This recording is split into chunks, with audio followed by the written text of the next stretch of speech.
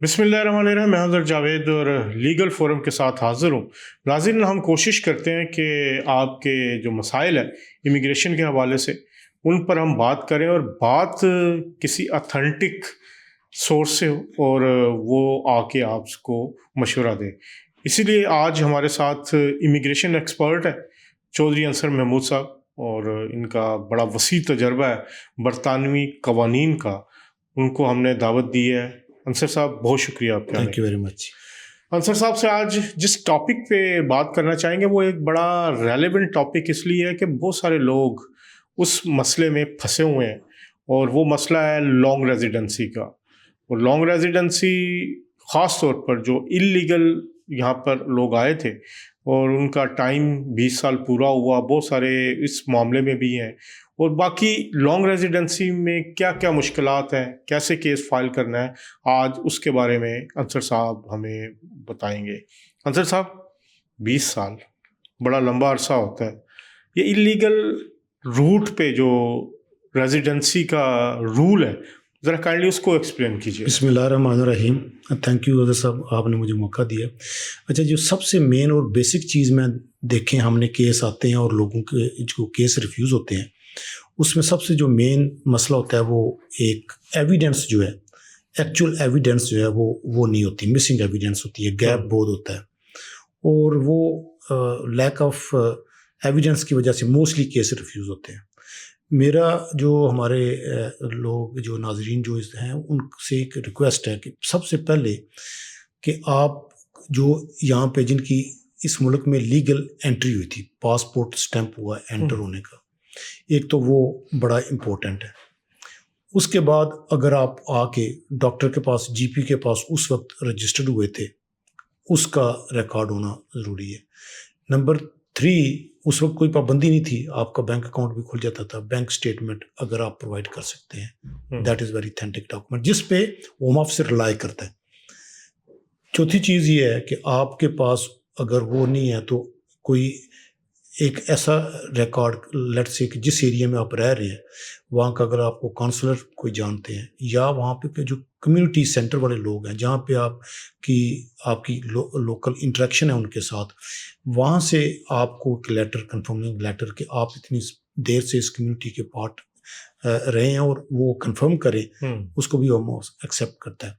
पांचवी चीज़ ये है कि आपने अगर किसी भी चैरिटी में, किसी लोकल चैरिटी में, लोगों में, कम्युनिटी में वो रहे, तो वो आपको भी कंट्रीब्यूट अगर आप करते रहे हैं, तो वो किसी, अगर आपने स्पोर्ट्स क्लब के साथ आप किसी के साथ अटैच रहे हैं, उनकी तरफ से भी लेटर।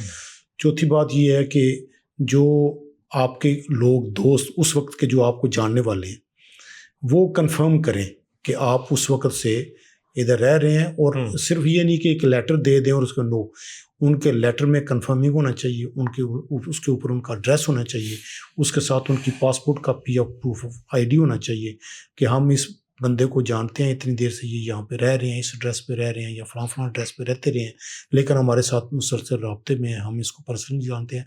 प्लस वो आपका करेक्टर रेफरेंस दें साथ कि ये करेक्टर इसका ऐसा था।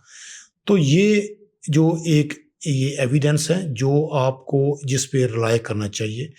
और अगर फर्दर अगर होम ऑफिस उस पर सेटिस्फाई नहीं होता तो फिर आपका जो लीगल रिप्रेजेंटेटिव है जिसने आपकी एप्लीकेशन की है, वो उससे फर्दर एविडेंस मांग सकते हैं। लेट्स से आपको कह सकते हैं कि आपके पास, अगर आप इधर ट्रैवल करते रहे हैं, बसेस पे करते रहे या ट्यूब्स पे करते रहे, तो उनका आपके पास कोई जो बस कार्ड है या कोई ट्यूब या ट्रेन या ऑस्टर कार्ड है, वो भी एक हेल्पफुल है कि आप वो एक जितनी मैक्सिमम एविडेंस प्रोवाइड कर सकें। इट्स नॉट कोई इतना मुश्किल काम नहीं है, लेकिन प्रॉब्लम ये है कि हम जो है वो हमारे लोगों को सही गाइडेंस नहीं मिलती।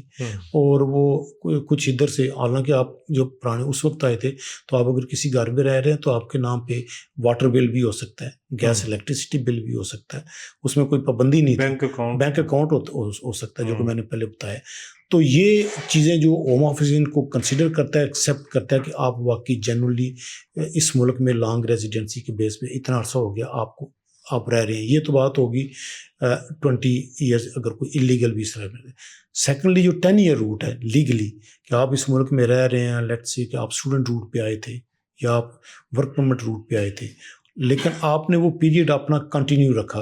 28 डेज से ज़्यादा आप अगर मुल्क से बाहर गए हैं तो आप 28 डेज से ज़्यादा आपकी अब्सेंस नहीं है। लेकिन अगर आपकी अब्सेंस है मुल्क में बाहर, खुदा ना खास्ता, तो आपको कोई प्रॉब्लम हो गई है, तो आप ज़्यादा वो पीरियड आपने एक्सीड किया है, तो उसमें फिर आपको रीज़न बताना पड़ेगा कि आप क्यों 28 दिन से ज़्यादा रहे हैं।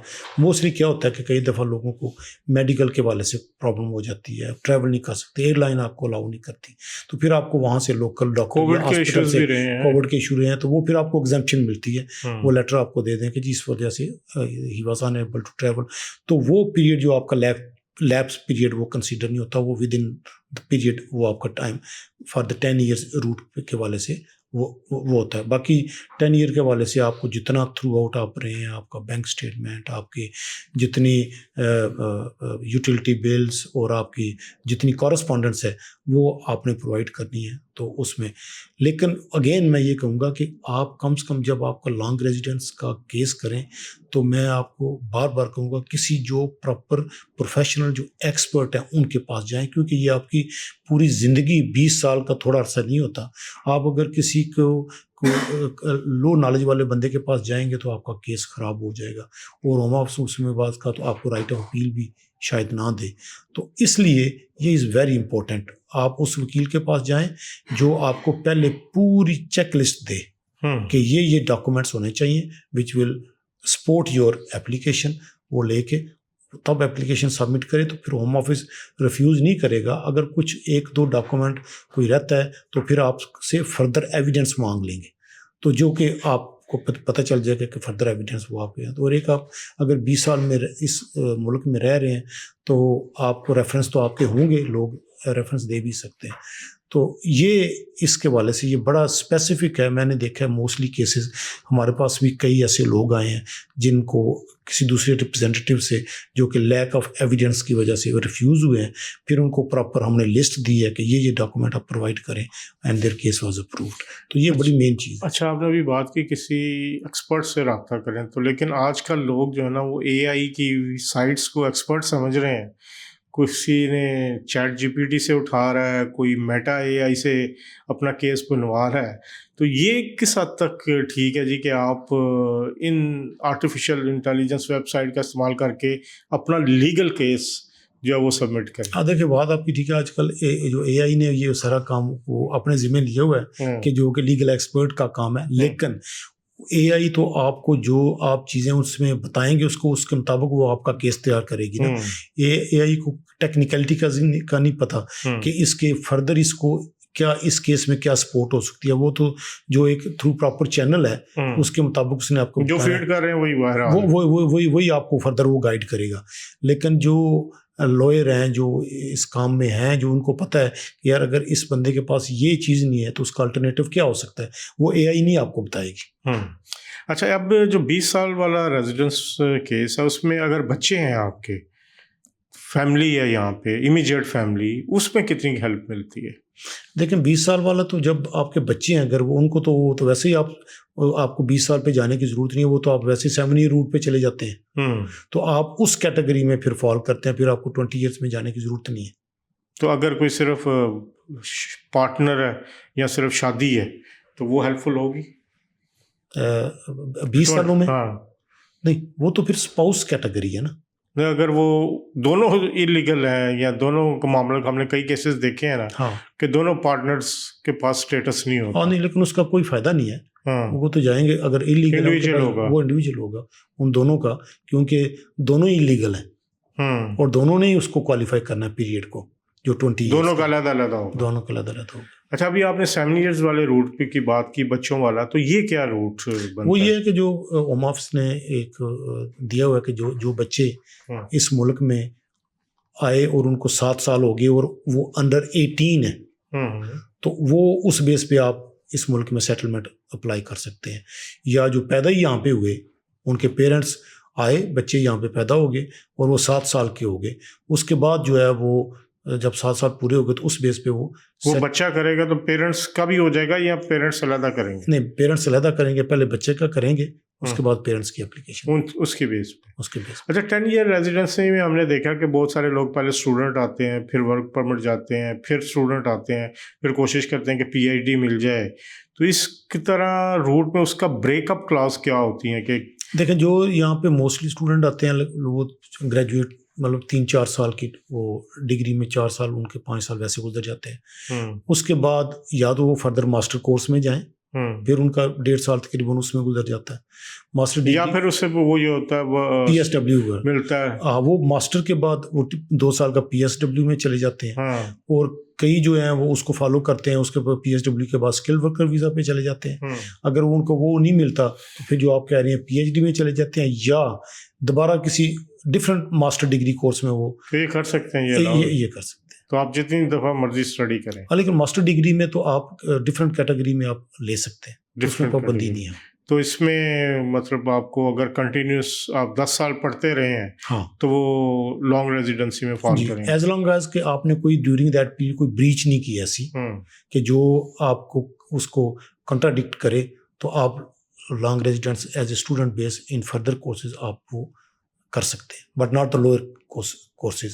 फर्स्ट अगर आप मास्टर डिग्री में हैं तो बाद में किसी लो सर्टिफिकेट डिप्लोमा में नहीं जा सकते, तो मास्टर उसके बाद फिर ऊपर ही जाना, ऊपर वाली डिग्री करना। हाँ। चलो, बहुत शुक्रिया। ये थे चोई सर, और इन्होंने बड़ी तफसील के साथ हमें बताया कि लॉन्ग रेजिडेंसी के लिए क्या क्या रिक्वायरमेंट्स हैं, किस तरह अपना केस तैयार करना है। तो बात उन्होंने बड़ी अच्छी की कि 20 साल आपके गुजर गए हैं, तो बजाय इसके कि किसी कह सकते हैं कि कम नॉलेज वाले रिप्रेजेंटेटिव से या किसी से सुना के अपना केस बनाने के बजाय किसी ऐसे नुमाइंदे से करवाएं जो इमिग्रेशन का एक्सपर्ट हो और उस केस को बेहतर तरीके से वो हल कर सके। अब तक के लिए इतना, इंशाल्लाह अगले प्रोग्राम में दोबारा मुलाकात होगी। तब तक के लिए अल्लाह हाफिज़।